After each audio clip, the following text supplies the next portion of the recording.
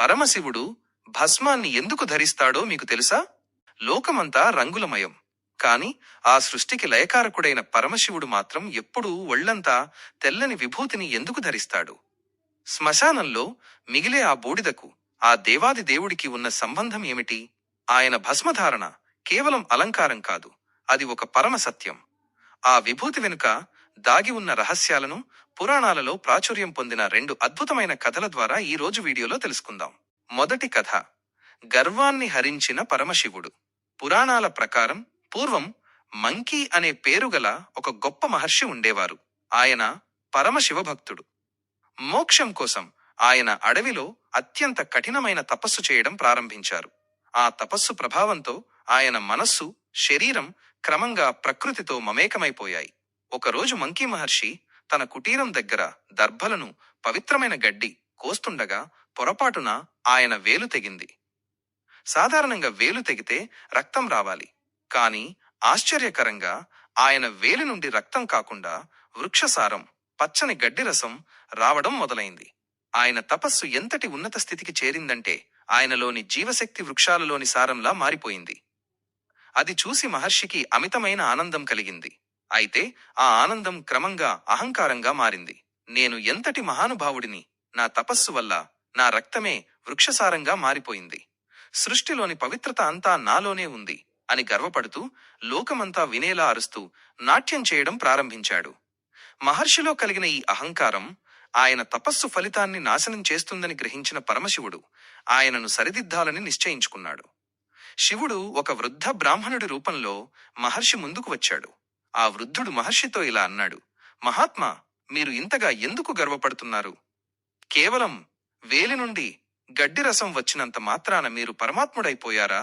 దానికి మంకీ మహర్షి అహంకారంతో, చూడలేదా? ప్రకృతిలోని జీవసారమే నా రక్తమైంది. ఇంతకంటే గొప్ప విషయం ఏముంటుంది అని బదులిచ్చాడు. అప్పుడు ఆ వృద్ధుడు నవ్వుతూ, మహర్షి, మీరు చూస్తున్న ఈ వృక్షసారం, గడ్డి, చెట్లు అన్నీ అశాశ్వతమైనవి. వీటిని అగ్నిలో వేస్తే ఏమవుతుంది? అంతా కాలిబూడిద, భస్మం అయిపోతుంది. సృష్టిలో ఏదైనా వస్తువును కాల్చిన తర్వాత మిగిలేది ఆఖరి రూపం భస్మమే. ఆ భస్మాన్ని మళ్లీ కాల్చలేము. అది ఇక ఏ మార్పుకు లోను కాదు. అందుకే సృష్టిలో అత్యంత పవిత్రమైనది, శాశ్వతమైనది కేవలం భస్మం మాత్రమే అని చెప్పాడు. అలా చెబుతూనే శివుడు తన వేలిని తానే కోసుకున్నాడు. అప్పుడు ఆ వేలి నుండి గడ్డి రసం కాదు, అత్యంత ప్రకాశవంతమైన తెల్లని భస్మం వచ్చింది. అది చూసిన మంకీ మహర్షి దిగ్భ్రాంతి చెందాడు. తనకంటే శక్తివంతుడు, జ్ఞాని అయిన ఈ వృద్ధుడు సాక్షాత్తు పరమశివుడే అని గ్రహించాడు. వెంటనే ఆయన పాదాల మీద పడి క్షమించమని వేడుకున్నాడు. శివుడు తన నిజరూపాన్ని చూపిస్తూ, ఓ మహర్షి, ఈ ప్రపంచంలో ఏదీ శాశ్వతం కాదు. అందం, ఐశ్వర్యం, శరీరం, చివరకు అన్నీ బూడిద కావాల్సిందే.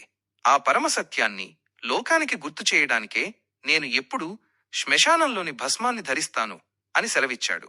రెండవ కథ, సతీదేవిపై ప్రేమకు చిహ్నం.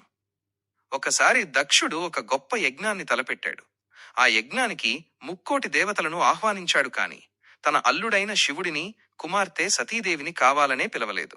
పుట్టింటిపై ఉన్న మమకారంతో సతీదేవి శివుడు వద్దని వారించినా వినకుండా ఆ యజ్ఞానికి వెళుతుంది. అక్కడ దక్షుడు అందరి ముందు శివుడిని ఘోరంగా అవమానిస్తాడు. తన భర్తకు జరిగిన అవమానాన్ని భరించలేక అపరాధ భావంతో సతీదేవి తన యోగాగ్ని ద్వారా తన శరీరాన్ని దహనం చేసుకుంటుంది.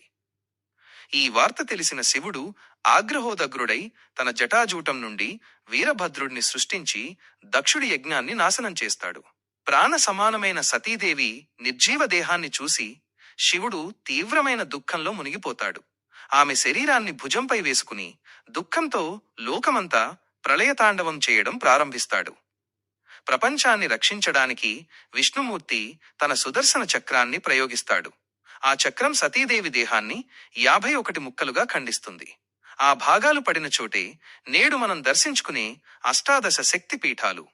సతీదేవి శరీర భాగాలు ఒక్కొక్కటిగా విడిపోయాక శివుడి చేతుల్లో చివరికి మిగిలింది కేవలం ఆమె శరీరానికి సంబంధించిన పవిత్రమైన భస్మం, బూడిద మాత్రమే. శివుడు ఆ భస్మాన్ని చూసి అది సతీదేవికి గుర్తుగా ఆమెపై ఉన్న అనంతమైన ప్రేమకు చిహ్నంగా తన శరీరమంతా పూసుకుంటాడు. ఈ కథల ద్వారా శివుడు మనకు ఇచ్చే సందేశం. రూపం ఏదైనా సరే ఒకరోజు మట్టిలో కలవాల్సిందే, బూడిద కావాల్సిందే. కాని ఆత్మ ఎప్పటికీ నశించదు. శరీరాలు మారినా ప్రేమ, ఆత్మ అనేవి శాశ్వతమని శివుడు నిరూపించాడు. ఎంతటి గొప్ప అందమైన దేహమైనా చివరకు మిగిలేది భస్మమే. కాబట్టి రూపంపై మోహాన్ని పెంచుకోకుండా సత్యాన్ని గ్రహించాలని దీని అర్థం. తన సర్వస్వాన్ని, సతీదేవిని కోల్పోయిన శివుడు ఆమె అస్తిత్వాన్ని, భస్మాన్ని తనలో లీనం చేసుకున్నాడు. ఇది భక్త, భగవంతుల మధ్య ఉండాల్సిన అద్వైత స్థితికి సంకేతం. ఈ రెండు కథలు శివుడు ఎందుకు భస్మధారి అయ్యాడో మనకు స్పష్టంగా వివరిస్తాయి. ఒకటి, గర్వాన్ని హరిస్తే, రెండోది, మమకారాన్ని దాటి వైరాగ్యాన్ని ప్రసాదిస్తుంది. ఈ వీడియో మీకు నచ్చితే లైక్ చేయండి, షేర్ చేయండి. ఇలాంటి మరిన్ని ఆసక్తికరమైన విషయాలు తెలుసుకోవడం కోసం మా ఛానల్ని సబ్స్క్రైబ్ చేసుకోండి. ఓం నమః శివాయ.